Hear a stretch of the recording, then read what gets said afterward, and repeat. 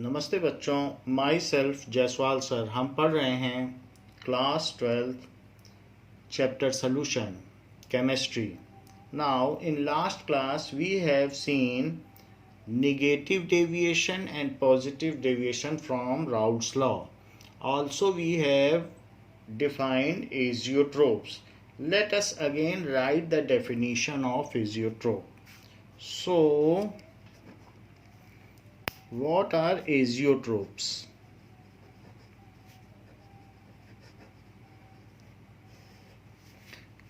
Constant boiling mixture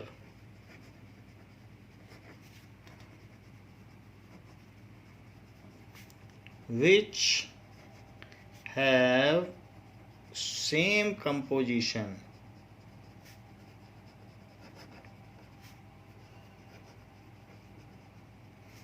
in liquid phase as well as in vapor phase.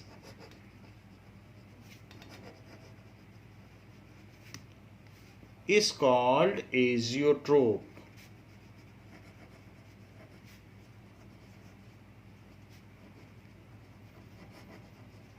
Such mixtures behave as a pure liquid. Such mixtures behave as pure liquid and its component cannot be separated by any physical method like fractional distillation, and its components cannot be separated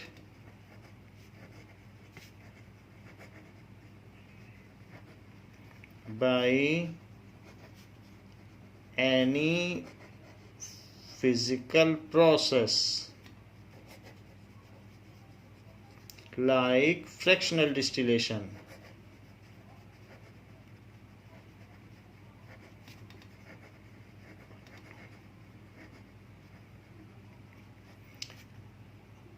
Now, the non-ideal solutions having negative deviations at certain composition form maximum boiling azeotropes. So non-ideal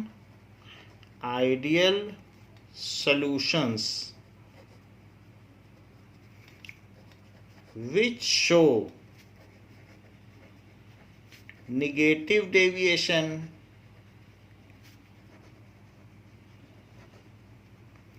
from Raoult's law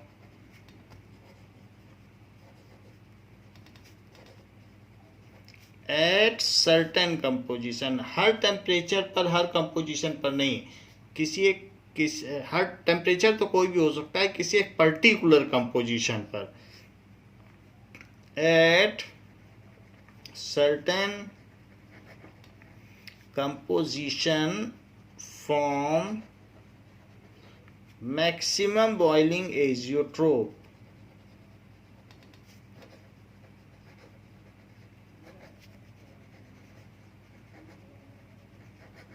While non-ideal solutions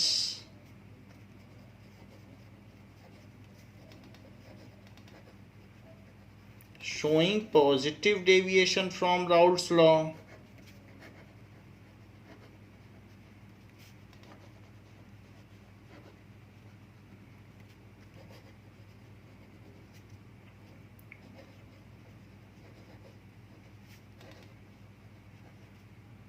at certain composition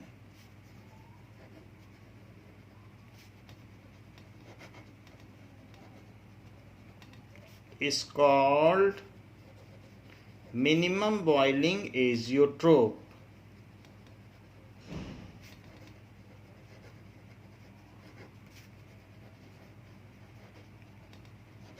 For example, HNO3 plus water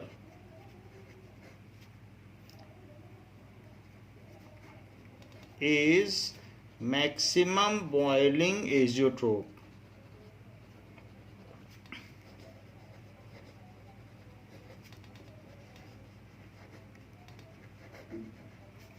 And C2H5OH plus water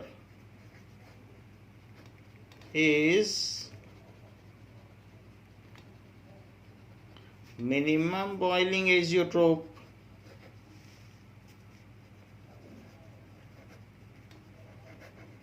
तो इस तरीके से हमने देख लिया कि azeotropic mixture as a single component या फिर प्योर लिक्विड, प्योर सब्सटेंस की तरह बिहेव करते हैं. Now colligative properties and determination of molar mass.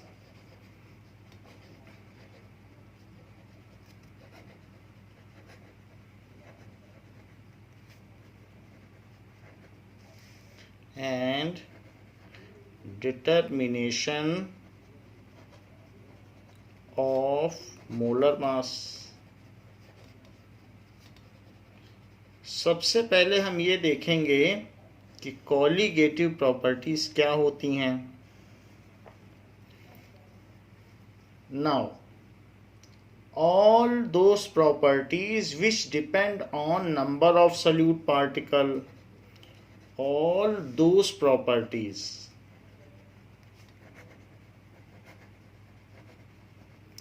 which depends on number of solute particles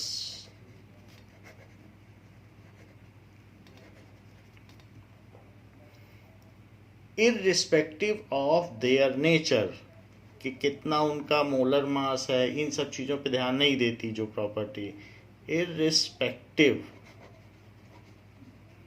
of their nature,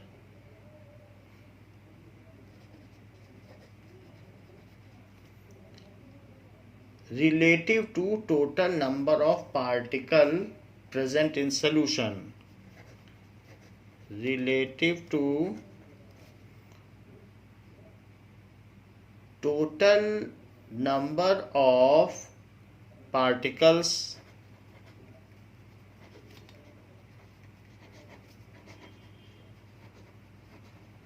present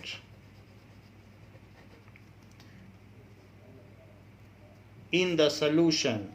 in the solution कहने का मतलब है कि अगर हम 1 मोल ग्लूकोज डालें, 1 मोल फ्रक्टोज डालें, 1 मोल सुक्रोज डालें या 1 मोल इथेनॉल डालें, सबके अपने अलग अलग मोलर मास हैं, but all contains the number of solute particles equal to Avogadro number. तो सारे केसेस में जो लोअरिंग ऑफ वेपर प्रेशर होगी चाहे किसी दूसरे कंपोनेंट की, तो वो सेम होगी.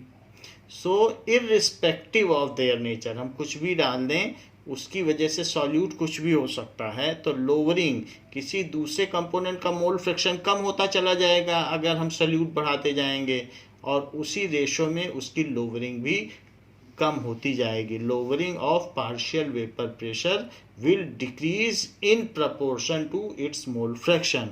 यही बात यहाँ कही गई है कि नंबर ऑफ सॉल्यूट पार्टिकल पर तो डिपेंड करता है, नेचर पर डिपेंड नहीं करता कि हम क्या मिला रहे हैं.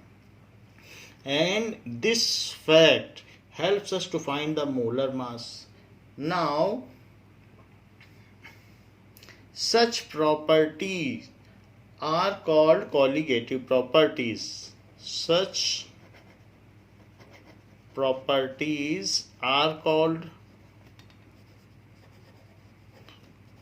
colligative properties. Now, co means together and ligate means bind. So वैसे तो इसका मीनिंग है co means together, together and ligare bind. तो लिटरल मीनिंग ये है, तो this all together they depends on the number of particles. Such property is called colligative properties. And let us consider the solute particles are non volatile. हम अब ऐसा consider करेंगे कि solute particles non volatile हैं. So and see one by one all the four colligative properties. तो कौन कौन सी आपको colligative properties हमने पिछली क्लास में बताई थी. So the colligative properties are, if non-volatile solute is mixed in volatile solvent, if non-volatile solute is mixed in volatile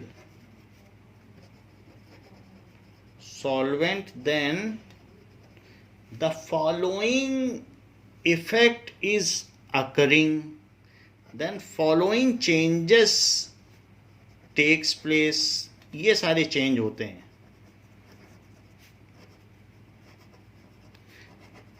मान लीजिए अगर आपने ज़मीन में पानी डाल दिया है तो वो जल्दी उड़ जाएगा, लेकिन पानी में अगर चीनी मिला के डाल दी है, शुगर सिरप है, तो वो जल्दी नहीं उड़ेगा. वो अगले दिन 4 दिन 5 दिन तक वैसे ही वहाँ पर स्टिकी रहेगा. तो क्यों नहीं पानी उड़ा? उड़ जाना चाहिए था, क्योंकि अब उतना वाटर जो है अपना वेपर प्रेशर नहीं दे पा रहा है. And solute particles are coming at the surface, they congest the surface and they do not allow water particles to get evaporated. तो इस तरीके से हमने देखा कि अगर शुगर सिरप ज़मीन में डालते हैं तो लोअरिंग इन वेपर प्रेशर हो जाती है. तो इस तरीके से ये फॉलोइंग चेंजेस टेक्स प्लेस. कौन कौन से चेंजेस हैं? That is lowering of vapour pressure,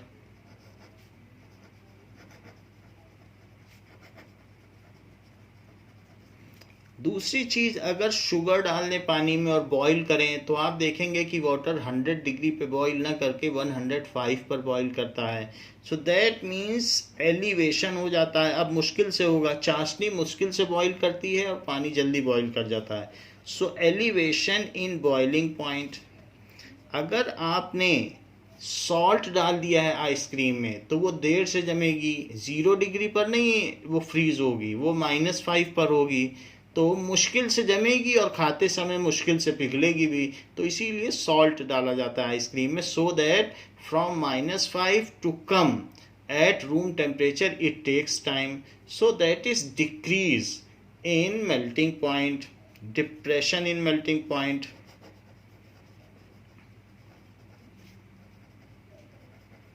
in melting point. और इसके अलावा ऑस्मोटिक प्रेशर, जैसे ऑस्मोटिक प्रेशर होता है वाटर कंसंट्रेशन है, it moves from higher water concentration to lower water concentration.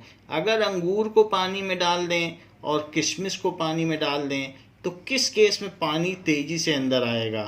Grapes के केस में अंदर जल्दी आएगा कि रेजिन के केस में? ये रेजिन है, किशमिश है, सो रेजिन के केस में जल्दी आएगा या ग्रेप्स के केस में? ग्रेप्स में भी अंदर शुगर है और इसमें भी शुगर है, लेकिन इसमें शुगर ज़्यादा है, तो हम ये देख रहे हैं इसमें ज़्यादा आएगा. तो दैट मीन्स कि ऑस्मोटिक प्रेशर में भी इंक्रीज होता है. So increase in osmotic pressure. तो हमारा जो 4th पॉइंट है, तो इंक्रीज इन ऑस्मोटिक प्रेशर हो जाता है.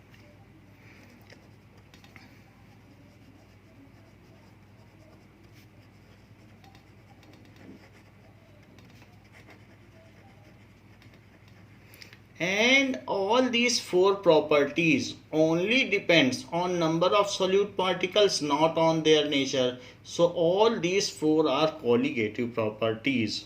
All above properties depends on number of solute particles and not on their nature.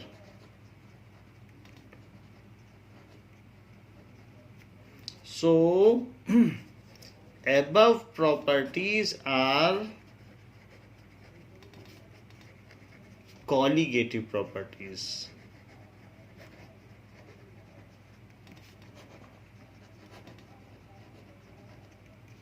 सो अगर आपसे पूछा जाए कि कॉलिगेटिव प्रॉपर्टीज क्या है तो इन्हीं की लिस्टिंग करनी है. So one by one we will see the colligative properties and also will see how the molar mass can be calculated on that basis.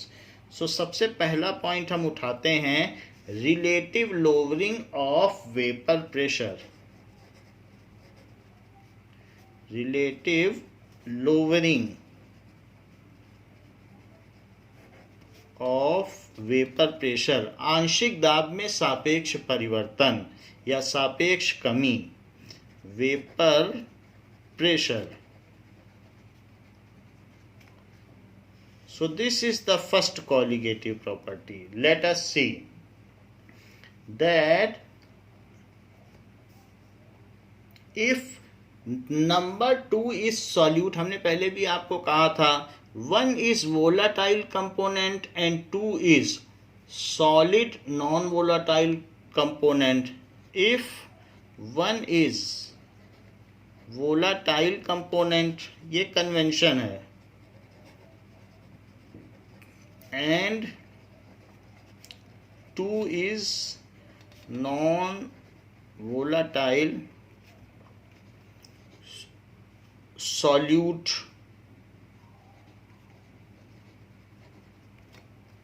component, and they are intermixed with each other. They are intermixed. जैसे चीनी को पानी में डाल दिया गया है तो 2 नंबर चीनी है.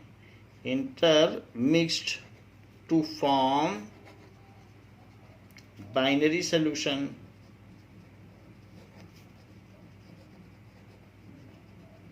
उनको मिलाकर अगर हम बाइनरी सोल्यूशन बनाते हैं then we will see in this case also Raoult's law hold. तो राउल्स लॉ होल्ड होगा क्योंकि जैसे जैसे हम चीनी ज़्यादा डालते जाएंगे तो जो पार्शियल प्रेशर वाटर का है वो नीचे गिरता चला जाएगा मैनोमीटर में. तो by Raoult's law Raoult's law liquid in liquid solution में भी इक्वली होल्ड करता है और सॉलिड इन लिक्विड सोल्यूशन में भी. सो वन कंपोनेंट जो कि वोलाटाइल है उसका pressure it is x1 p1 not, जहाँ p1 नॉट कांस्टेंट है और ये p1 उसके प्योर फॉर्म का प्रेशर है.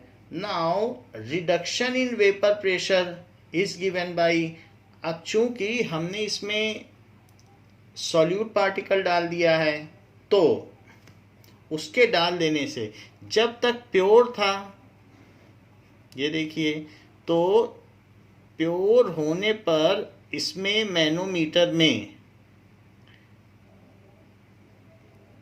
इसकी हाइट अच्छी खासी थी. So this much was the vapour pressure exerted by this. तो यहाँ से जो वेपर प्रेशर आ रहा था ये प्योर था, तो वो यहाँ पर जो प्रेशर पड़ रहा था प्योर वाटर की वजह से, तो वो दैट इज P1 नॉट था और वो रो GH के इक्वल था. लेकिन अगर हमने इसमें प्योर लिक्विड लिया था या प्योर वाटर,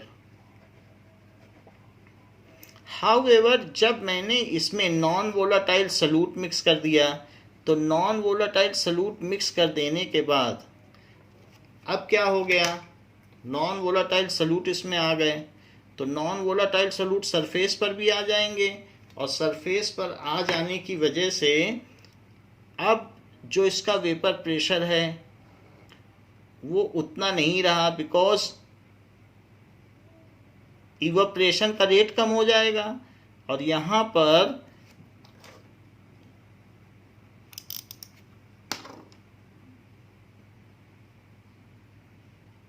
इस तरीके से, तो जैसे यहाँ पर हमने देखा कि ये चीज़ है, इस तरीके से वेपर प्रेशर है, लेकिन अब ये कम हो जाएगा. कम होने का मतलब है ये अंतर कम हो जाएगा, सिर्फ इतना ही रह जाएगा. पहले ज़्यादा था तो लोअरिंग हो गई वेपर प्रेशर की, तो लोअरिंग हो गई इसका मतलब ये जो अभी है तो इस पर जो प्रेशर पड़ रहा है वो P1 है। क्यों? क्योंकि अब मिक्सचर हो गया, ये प्योर फॉर्म का है और ये P1 है। सो हम ये जानते हैं ये जब प्योर था तब है और जब सॉल्यूट मिला है तो तब है। तो कितने का फर्क आया? What is the lowering? तो लोअरिंग का क्या मतलब हुआ कि शुरू में the initial pressure was P1 naught and final pressure after intermixing is P1। The initial pressure यानी vapour pressure of pure liquid is P1 naught and vapor pressure of solvent in mixture। तो mixture में कितना हो जाएगा? वो P1 ही रहेगा सिर्फ। तो कितने की लोअरिंग है? ये ज़्यादा है, ये कम है। So lowering in vapour pressure, lowering in vapour pressure कितने की हुई? That is P1 naught minus P1। तो ये तो लोअरिंग हुई, लेकिन ये कितने में लोअरिंग हुई? तो उसको कहते हैं रिलेटिव लोअरिंग। रिलेटिव लोअरिंग यानी इतने में इतने की लोअरिंग हुई। तो एक में कितने की हुई? भाई इतना था और इतना लोअर हो गया। Lowering in vapour pressure, lowering in vapour pressure को डेल्टा पी कहा जाता है। तो ये डेल्टा पी था, डेल्टा पी इतना हो गया, लेकिन इतना था तो इतना कम हो गया। एक होता तो कितना कम होता? उसको कहते हैं relative lowering. So relative lowering in vapour pressure is equals to delta P by P1 naught. इतना कमी हुई है इतने में, तो एक में कितनी कमी हुई उसको रिलेटिव लोअरिंग कहेंगे। That is P1 naught minus P1 upon P1 not. यही लिख दिया डेल्टा पी की जगह ऐसा, और ये P1 नॉट। P1 क्या है? P1 is x1 P1 not. So this is P1 naught minus x1 P1 naught and upon P1 not. ऐसे कर दिया। लेकिन इसमें से P1 कॉमन आ सकता है, तो मैं P1 नॉट कॉमन निकाल कर 1 माइनस x1 कर दूं। ये देखिए P1 कॉमन आ गया, और नीचे भी P1 नॉट कॉमन है, तो ये दोनों कैंसिल हो जाएंगे, तो 1 माइनस x1 हुआ। अच्छा 1 माइनस x1 क्या है? We know that x1 plus x2 is equals to 1, क्योंकि जो लिक्विड सोल्यूशन है उसमें दोनों के मोल फ्रैक्शन है, चीनी भी है पानी भी है। सो 1 माइनस x1 क्या है? It is x2। तो इसको क्या लिखा जा सकता है? It is x2। तो रिलेटिव लोअरिंग, जिसको कि मैं delta P upon P1 not बोल रहा हूं, it is P1 naught, it is nothing but it is equals to x2। तो ये हमारा फार्मूला हो गया कि delta P upon P1 naught is equals to x2। So this is the condition. अब जरा देखिए कि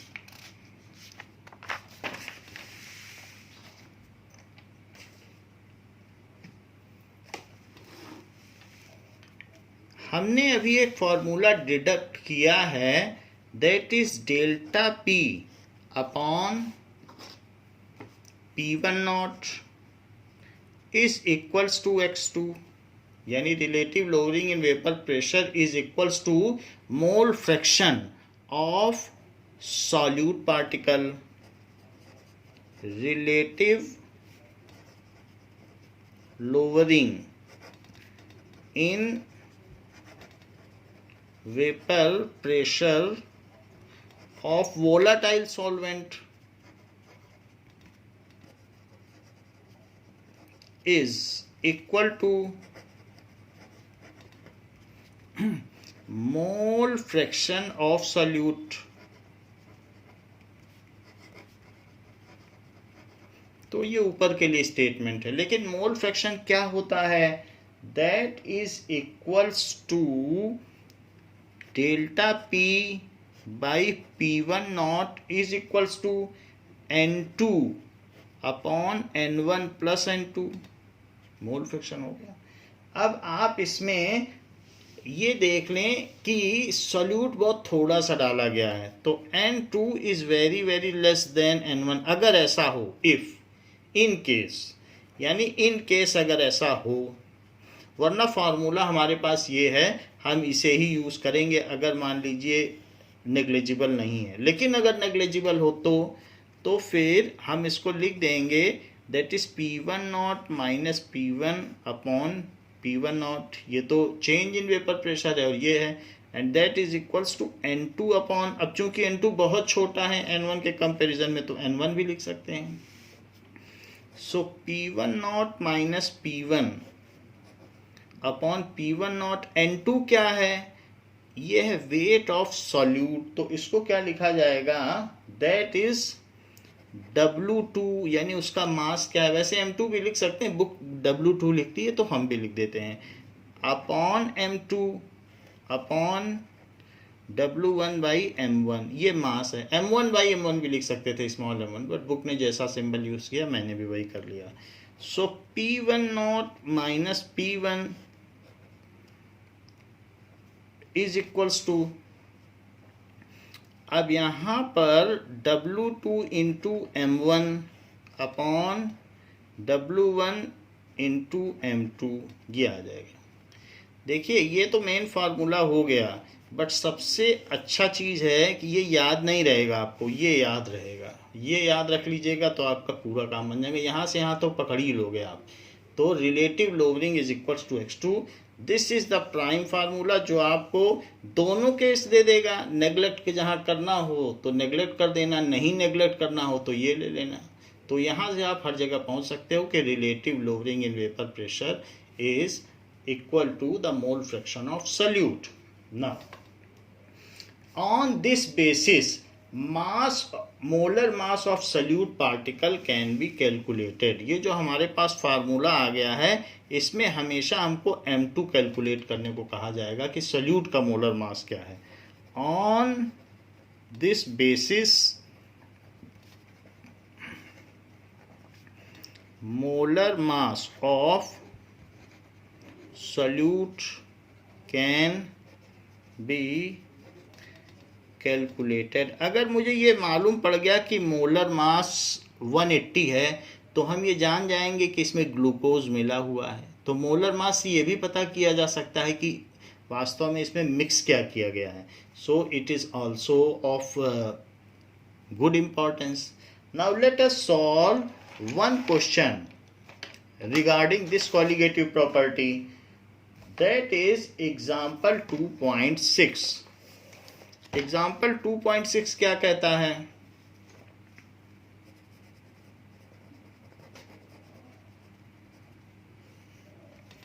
The vapor pressure of pure benzene, the vapor pressure of pure benzene at a certain temperature is 0.850 bar.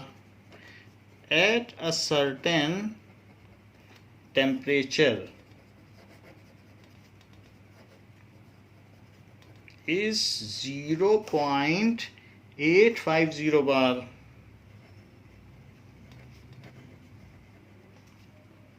A non-volatile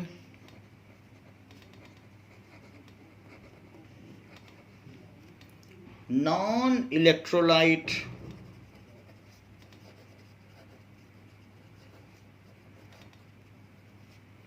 solid, non volatile चीज कोई मिलाई गई है, weighing,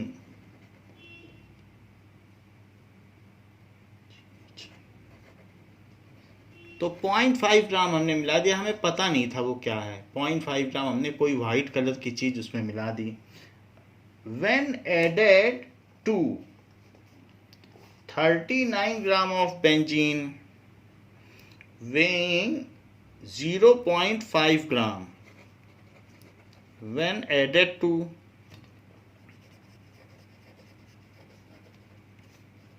(39 gram of benzene,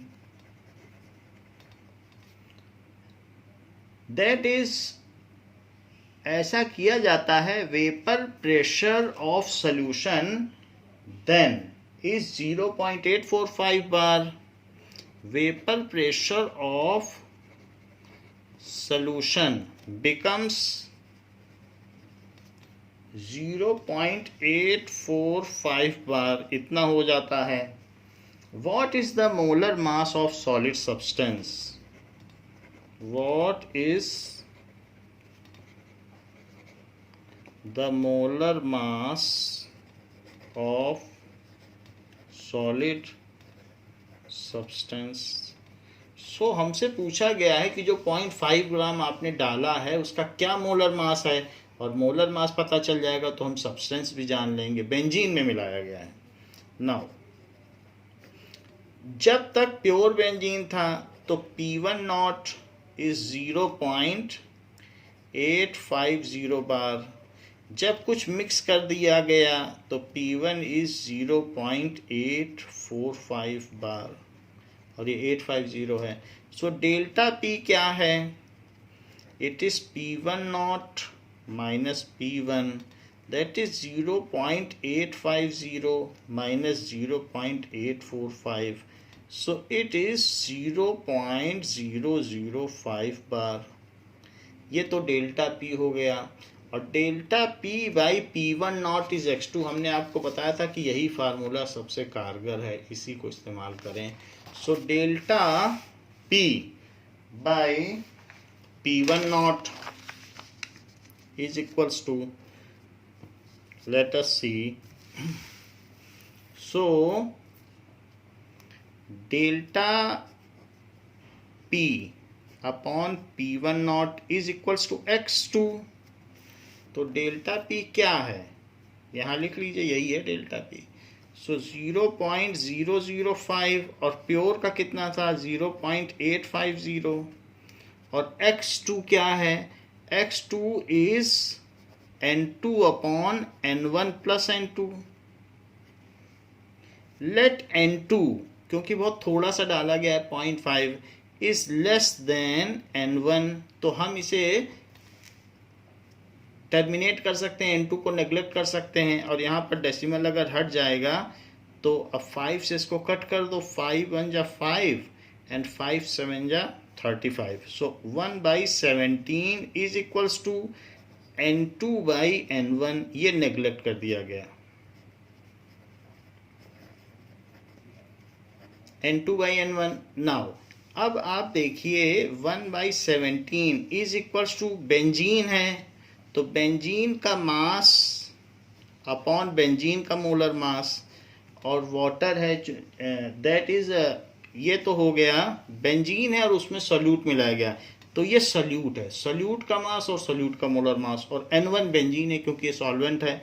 तो सॉल्वेंट का मास और सॉल्वेंट का मोलर मास, ये चीज़ है. सो 1/17 इज इक्वल्स टू, सो यहाँ पर आप क्या कह सकते हैं कि वन कंपोनेंट क्या होता है? हमेशा सॉल्वेंट होता है, और वो सॉल्वेंट क्या है? बेंजीन. और 2 कंपोनेंट क्या है? यहाँ सॉल्ट है जिसे मिलाया गया है. So that is equals to M2M1 upon M1M2, ऐसे लिख दीजिए. तो क्या क्या चीज़ कितनी कितनी मिलाई गई है? तो हमने देखा जो सॉल्यूट है वो तो 0.5 ग्राम है, और ये 39 ग्राम में मिलाया गया है.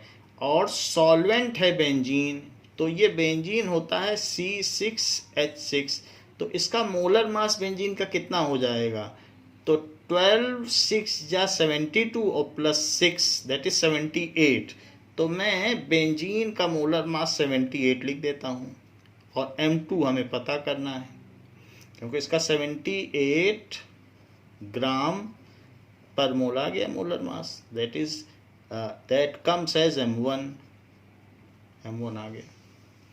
तो अब इसको कट कर दीजिए तो 2 आ गया. 2 से 0.5 में मल्टीप्लाई करो तो 1/17 इज इक्वल टू 1/m2, और फिर m2 कितना हो गया यहाँ से, m2 इज इक्वल टू 17, तो इसका 17 ग्राम पर मोल, मोलर मास आ गया 17 ग्राम पर मोल। नाउ इसको चेक कर लेते हैं कि यहाँ पर एक ज़ीरो की कमी रह गई, क्योंकि 5 से जब हमने इसको कट किया था तो इसे 170 आना चाहिए था, तो ये सब 170 करो, तो 170 है तो ये 170 हो गया, और फिर ये भी 170 और ये भी 170, तो ये आ जाएगा 170 gram per mole. So our answer is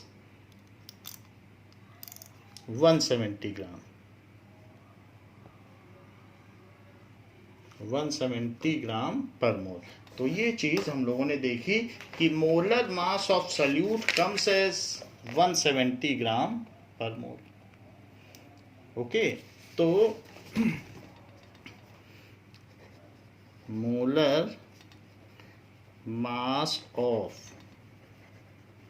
salute is 170 gram per mole.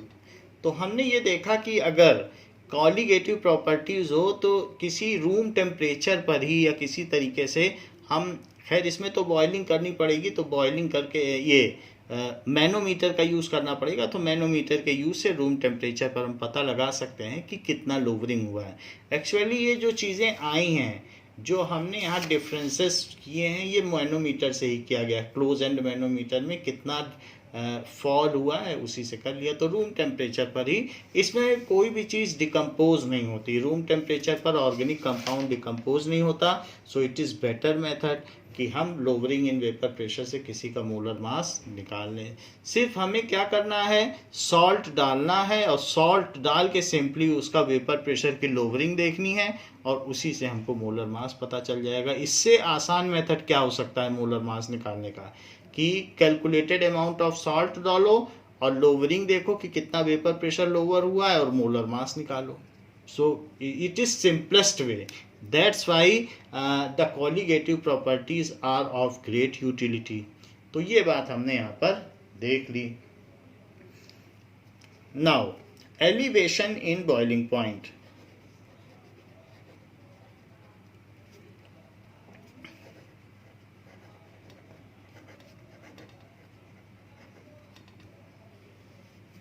So when non-volatile solute particles are added to pure solvent, volatile solvent, when non-volatile solute particles are added to pure volatile solvent, volatile solvent, तो क्या होता होगा, then there is always a rise in boiling point, rise in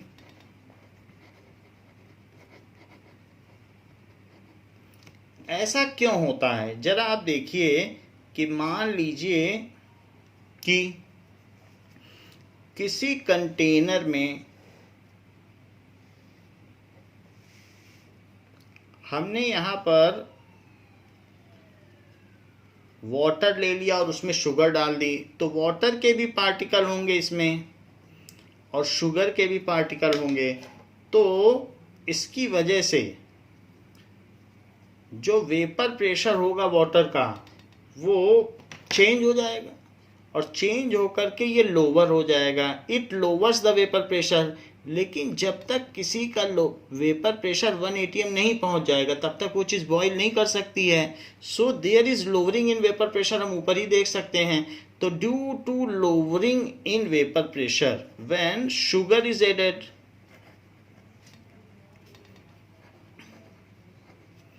to water, then there is lowering in vapour pressure of water, तो vapour pressure of water.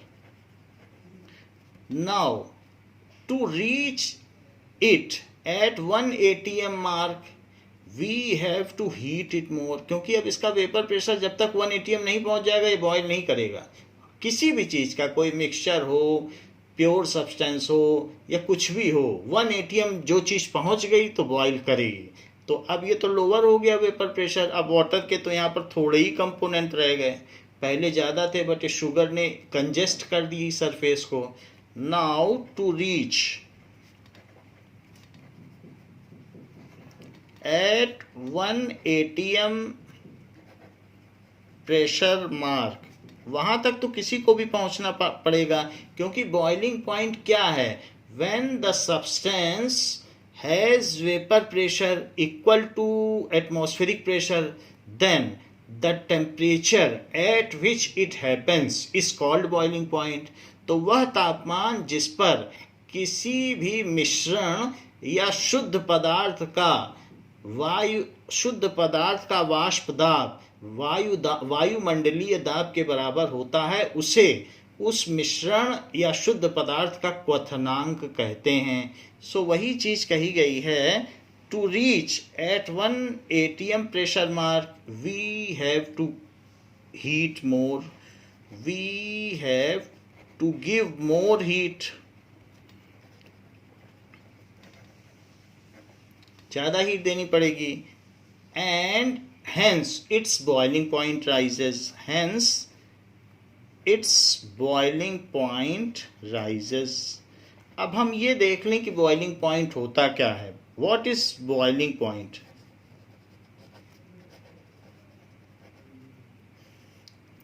The temperature,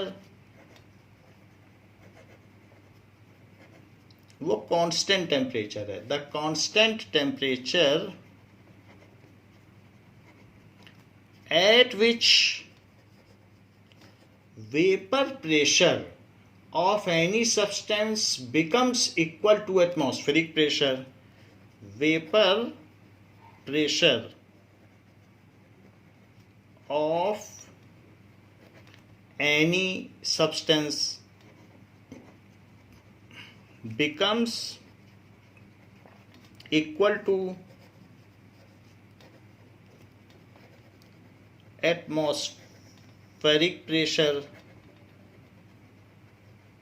जब उसके equal हो जाए, atmospheric pressure 1 atm होगा, हम अगर सी level पर देखें, तो जब इसके इक्वल हो जाए तो that temperature is called boiling point of that substance at that temperature. So that temperature is called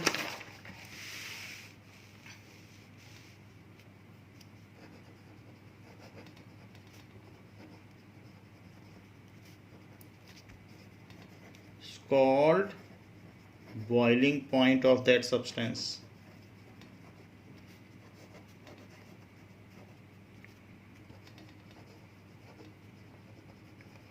तो बॉइलिंग पॉइंट में राइज क्यों होता है, जरा इस बात को हम एक ग्राफ से देखें. कि मान लीजिए कि वेपर प्रेशर यहां पर दिया है, this is vapour pressure and this is temperature kelvin में. अच्छा, अगर कोई सॉल्वेंट है तो टेम्परेचर जब हम बढ़ाएंगे तो उसका वेपर प्रेशर धीरे धीरे बढ़ेगा. If you rise the temperature, आप किसी भी चीज़ में मैनोमीटर में हीट करना शुरू कर दें, देखेंगे मरकरी लेवल बढ़ता चला गया है. तो टेम्परेचर बढ़ाने से ज़्यादा वेपर्स निकलेंगे और उसका वेपर प्रेशर बढ़ेगा. So there is a graph like this. अगर हम देखेंगे तो एक ग्राफ इस तरीके से चलता है, vapour pressure and temperature graph. Though it is not linear but temperature के बढ़ाने से ये बढ़ता है, तो ये हम देखेंगे. लेकिन किसी भी टेम्परेचर पर, ये तो हमने सॉल्वेंट का देख लिया, और कभी न कभी उसका जो वेपर प्रेशर है वो 1 atm मार्क तक पहुंच जाएगा, जो प्योर वाटर है. और उस टेम्परेचर पर अगर प्योर वाटर है तो जिस टेम्परेचर पर ऐसा होगा उसका वेपर प्रेशर बढ़ते बढ़ते 1 atm पहुंच गया, ये 1 atm लिखा है, 1 atm पहुंच गया तो उस टेम्परेचर को कहेंगे बॉइलिंग पॉइंट। तो इसको कहेंगे बॉइलिंग पॉइंट, जो कि वाटर के लिए 373.15 केल्विन होता है। नहीं तो ऐसे आप एब्रप्टली या अप्रॉक्सीमेटली 373 केल्विन या 100 डिग्री सेल्सियस कह सकते हैं। सो इसको कहा जा सकता है कि boiling point of pure water. So इसे टी नॉट ऐसे कहा गया है बुक में, टी बॉइलिंग, बॉइलिंग है तो टी भी कहा गया है। So TB of pure water, so this is called TB of pure water. लेकिन अब अगर सॉल्वेंट में आपने कुछ मिला दिया किसी भी टेम्परेचर पर, चीनी मिला दी, तो तुरंत ही उसका वेपर प्रेशर लोअर हो जाएगा और जितना अभी है उससे नीचे गिर जाएगा, क्योंकि आपने चीनी मिला दी तो सरफेस पर चीनी के भी पार्टिकल होंगे। तो कहीं पर भी देखेंगे तो ये लोअर हो गया, यहाँ पर भी लोअर हो गया, हर पॉइंट पे लोअर हो गया। तो जो सलूशन है वो इससे नीचे रहेगा किसी भी एक टेम्परेचर पर। देख लीजिए तो किसी एक टेम्परेचर पर जैसे ही आपने चीनी मिलाई 2 चम्मच लोअर हो गया वेपर प्रेशर। तो हर टेम्परेचर पर अब, लेकिन उसका फिर सोल्यूशन का भी ग्राफ बढ़ेगा। ऐसा नहीं है कि शुगर सिरप को गर्म करेंगे तो उसमें से स्टीम नहीं निकलेगी, उसमें से भी स्टीम निकलेगी। तो ये सोल्यूशन का ग्राफ है जो इससे नीचे नीचे चल रहा है। लोअर जरूर हुआ है बट टेम्परेचर के बढ़ने के साथ साथ उस शुगर सिरप का भी ग्राफ बढ़ेगा और धीरे धीरे कभी न कभी तो ये भी 1 atm के मार्क को छू लेगा। तो ये सोल्यूशन है, तो सोल्यूशन भी 1 atm के मार्क को छू लेगा। तो वो जब छुएगा at that time what ever is the corresponding temperature, that is the temperature of boiling point, but it is not of pure solution. ये सिर्फ टीबी है। और कितना राइज हुआ है, अब आपको एक्स्ट्रा हीट देनी पड़ी ना, तभी तो और टेम्परेचर बढ़ा। उस चीज को कहेंगे delta TB. So this is delta TB. तो सोल्यूशन का लोअर हुआ, ये तो हमने पहला ही कॉलिगेटिव प्रॉपर्टी देखा था। अब उसी को हमने और हीट किया तो वो भी उसी तरीके से ग्राफ बना रहा है जैसे सॉल्वेंट कर रहा था और कभी न कभी 1 atm पे पहुंच गया। So whatever extra heat is supplied to reach at TB temperature so that its vapor pressure is equal to 1 atm mark, so is known as, this gap is known as elevation in boiling point। तो ये चीज यहां पर हमने देख ली। So elevation in boiling point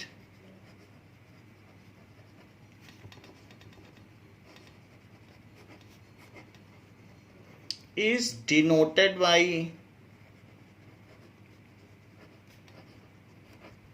delta TB, and delta TB is nothing but the boiling point of impure substance minus boiling point of pure substance। हमेशा pure volatile का कम होगा और आपने चीनी मिला दी तो बड़ा मुश्किल से उबलेगा, गैस पे चढ़ाए रखी चाशनी तो देर से उबलेगी। तो हमेशा where TB is boiling point of mixture, where TB is boiling point of mixture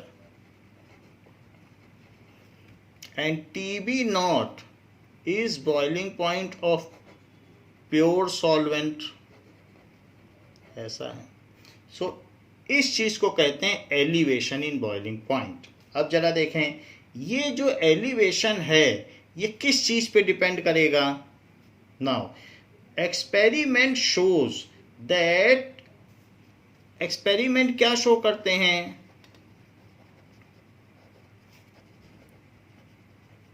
that कि आप जितनी ज्यादा चीनी डालोगे उतना ज़्यादा एलिवेशन होगा। अगर 1 चम्मच डाली तो 101 डिग्री पे उबल जाएगा, अगर आपने आधा किलो चीनी डाल दी है तो वो और मुश्किल से उबलेगा।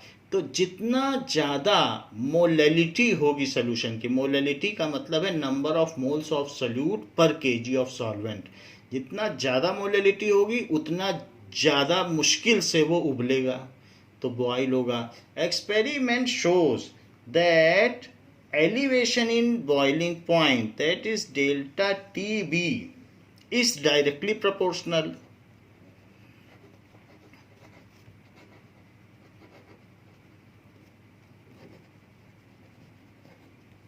It is directly proportional to molal concentration. Molal concentration क्या होती है?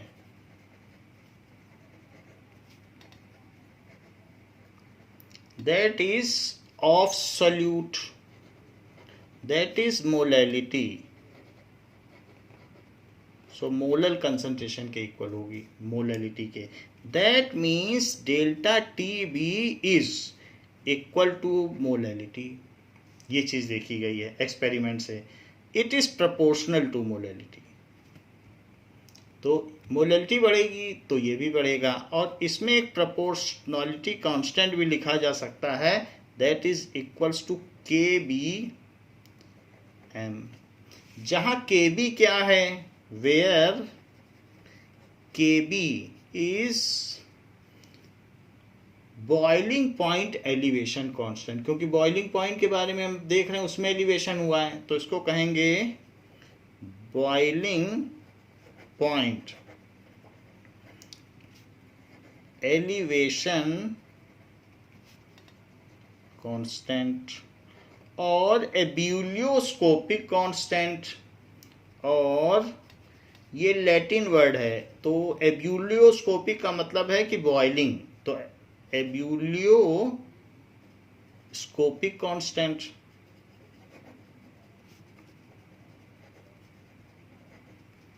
तो इस चीज को केबी को ये कहा जाता है। केबी को डिफाइन कैसे करें? So K B is equals to delta T B upon M.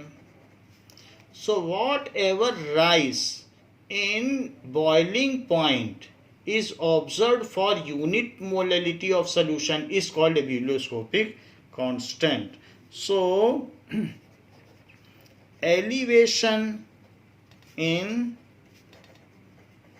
अगर इसे 1 कर दें तो kb इज इक्वल टू 1 हो जाएगा। सो इफ, ये तो हमारा फार्मूला हो गया, इसी पे सारे सवाल आएंगे। तो यहाँ पर हम डिफाइन करना चाहते हैं कि बॉइलिंग पॉइंट एलिवेशन कांस्टेंट को, बॉइलिंग पॉइंट एलिवेशन कांस्टेंट या एब्यूलियोस्कोपिक कांस्टेंट को हम डिफाइन करना चाहते हैं। So if m is equals to 1 then K B is equals to delta T B. तो वही कर रहे हैं, elevation in boiling, so elevation in boiling point per unit molality. So elevation in boiling point per unit molality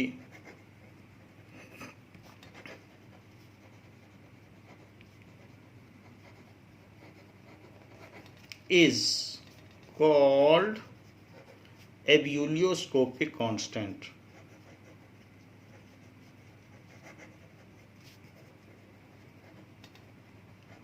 और boiling point elevation constant. तो ये जो भी चीज़ है अगर पर यूनिट मोलैलिटी हो तो ये इसके इक्वल हो जाएगा। सो के बी की वैल्यू होती है टी, और मोलैलिटी की क्या होती है? मोल पर के जी। सो टेम्परेचर हो गया केल्विन, और एब्यूलियोस्कोपिक कांस्टेंट है तो ऊपर तो केल्विन हो गया, और डिवाइडेड बाई मोल पर के जी। तो क्या चीज़ हो जाएगी? That is equals to Kelvin kg per mole. So that is its unit. Now let us come to our main equation. तो delta TB क्या है? It is KB into M. So इसी चीज को लें, यही अगर आप इसे याद रख लेंगे तो आपके क्वेश्चन हो जाएंगे। It is KB into m। Molality क्या चीज होती है? Molality is number of moles of solute. So number of moles of solute को तो आप N2 कह सकते हो। क्यों? क्योंकि delta TB is equals to KB into m। तो मोलैलिटी क्या होगा? Number of moles of solute upon mass of solvent in kg। So M1 in kg, तो N2 के सल्यूट और साथ में ये। लेकिन क्वेश्चन में M1 अगर ग्राम में दिया है, तो ग्राम में दिया है तो उसे केजी में बदलना पड़ेगा। इफ M1 इज इन ग्राम, ग्राम में दिया है, तो डेल्टा TB क्या होगा? KB, और N2 को क्या लिख सकते हो? m2 अपॉन m2, और फिर m1 के केस में आपको 1000 से डिवाइड करना पड़ेगा। सबसे अच्छा तो यही चीज़ है कि यही ध्यान रखें, आपको यहाँ से तो कहीं भी जा सकते हैं, बाकी तो आगे ऐसी ही बात की गई है, उसका कोई ख़ास मतलब नहीं, तो ऐसे लिख सकते हैं। तो बुक ने जो किया है वो हम भी कर देते हैं। So delta T B is equals to K B, अब 1000 ऊपर चला जाएगा, m2 इंटू 1000 और अपॉन m1 इंटू m2, ये चीज़ हो जाएगी, और m2 आपको पता लगाना है। सो बाई दिस कि कितना बॉइलिंग पॉइंट में राइज हुआ है, उससे आप ये पता कर सकते हो कि सॉल्यूट का मोलर मास क्या है। सो इससे भी ये भी एक कॉलिगेटिव प्रॉपर्टी है कि कितना मोलर मास है तो क्या होगा। तो हम कितना मास डाल रहे हैं, जैसे 0.5 ग्राम हमने डाल दिया कोई सॉल्ट, तो उसका मोलर मास पता चल जाएगा इससे। सो this is again A formula which is mentioned in your book. So this formula is used for finding molar mass of solute. This formula is used to find molar mass of solute. तो solute का molar mass पता करने के लिए हम इस फार्मूले का यूज कर सकते हैं। जैसे क्वेश्चन देखें तो पता चले। Now, example 2.7.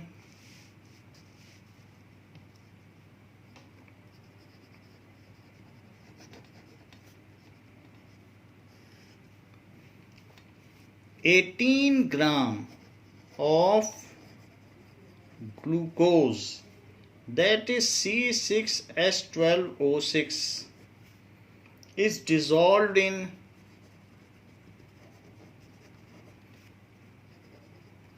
1 kg of water. खैर यहाँ पर तो सॉल्वेंट kg में ही दे दिया गया है। In a sauce pan,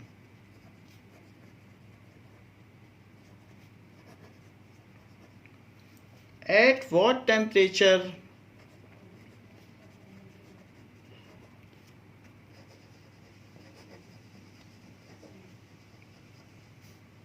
will water boil? Will water boil at 1.013 bar. So KB की क्या वैल्यू दी है for water is 0.52 kelvin KG per mole. इसका मतलब क्या हुआ, अगर कोई भी 1 मोल चीज़ डाल दी जाए, 1 मोल शुगर डाल दो ग्लूकोज, तो वाटर का जो बॉइलिंग पॉइंट है वो इतना बढ़ जाता है, इतने केल्विन, 0.52 केल्विन।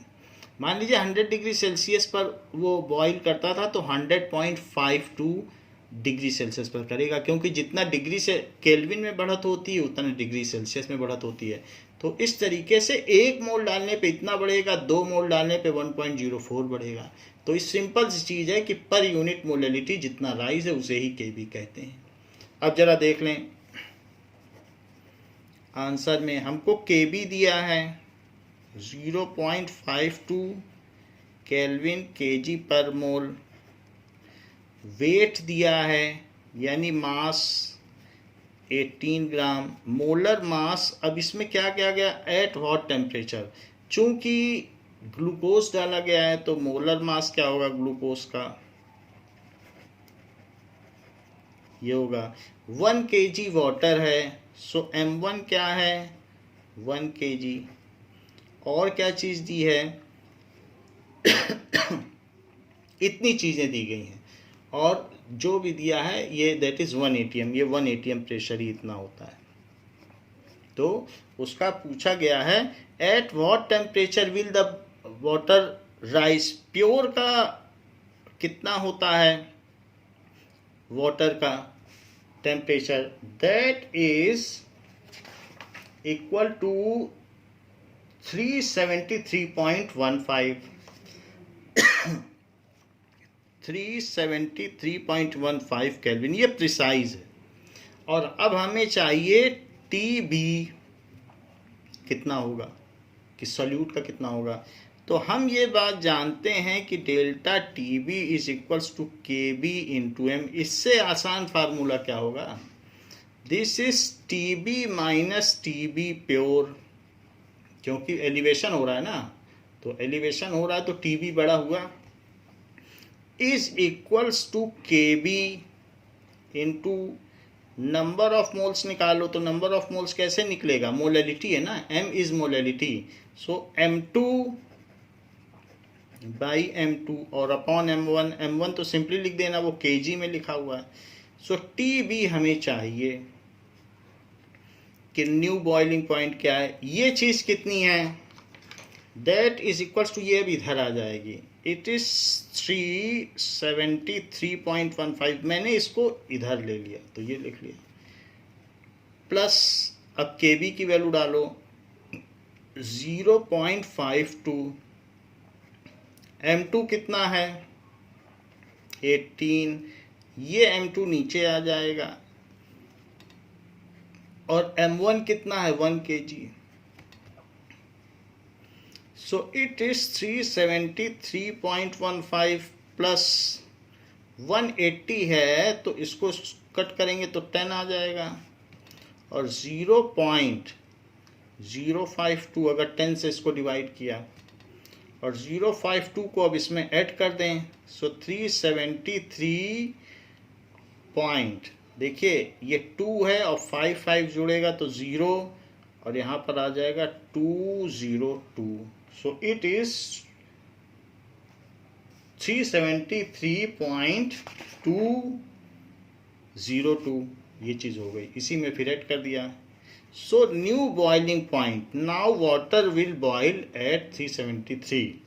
नाउ क्योंकि आपने 0.1 मोल डाला, 1 मोल डाला होता तो 0.52 राइज हो जाता, वही उसका केबी है, और 0.1 मोल डालोगे 18 ग्राम ही डाला है, तो उसी के हिसाब से 1/10 पार्ट ही राइज हुआ है। Now new boiling point of mixture is 373.202 Kelvin। Always right concluding statement, जैसा कि हमने आपको यहाँ बताया। Now example 2.8,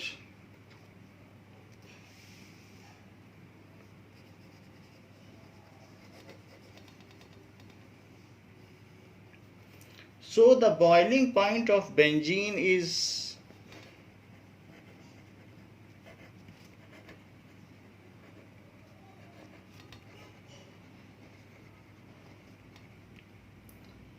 353.23 Kelvin, that means करीब करीब 80 degree Celsius, 353.23 Kelvin।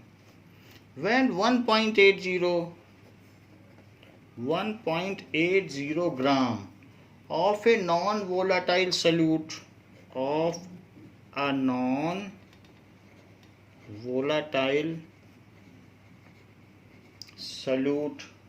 was dissolved in 90 gram of benzene,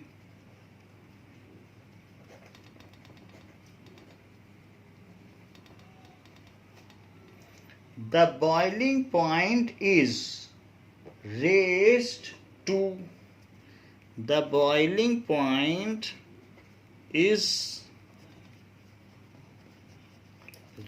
to 354.11 Kelvin, 354.11 Kelvin। Calculate the molar mass of solute, calculate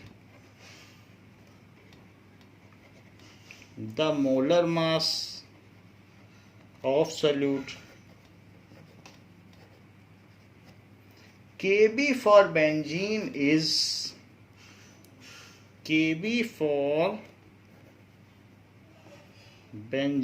is given as 2.53 kelvin KG per mole, 2.53 kelvin KG per mole. इसका क्या मतलब हुआ कि अगर कोई 1 मोल चीज़ benzene में डाल दी जाए तो उसमें इतना बॉइलिंग पॉइंट का राइज होता है 2.53, जबकि वही 1 मोल चीज़ वाटर में डाली जाए तो उसका राइज होता है 0.25। वही 1 मोल चीज़ बेंजीन में डाली जाए तो उसमें राइज होता है इतना, यानी बेंजीन में करीब करीब 5 गुना राइज ज़्यादा है 1 मोल डालने से। तो ये चीज़ दी गई है। तो इस क्वेश्चन को हम लोग अगले क्लास में करेंगे। इस क्लास के लिए बच्चों इतना ही। Thank you.